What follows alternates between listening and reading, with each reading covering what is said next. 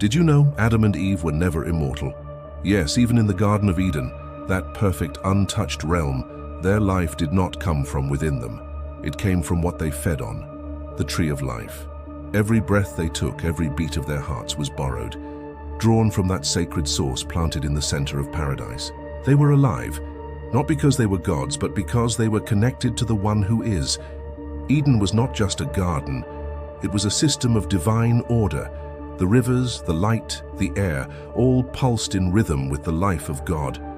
And at its core stood the mystery, the tree that kept mortality silent. But then came a whisper, a voice that didn't challenge life, it redefined it. A voice that promised knowledge, not connection.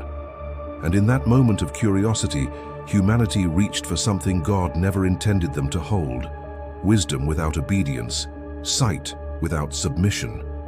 And so they ate, not from hunger, but from a thirst for more than what was given.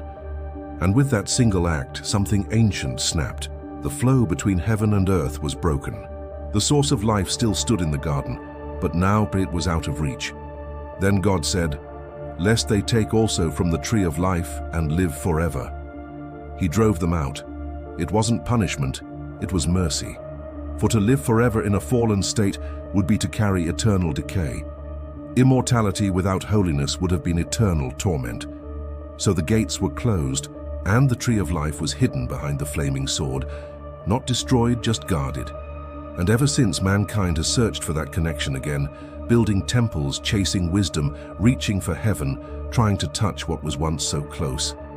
The truth is, Adam and Eve were never immortal beings, they were dependent beings, and when sin entered, dependence turned to distance. But the mystery remains.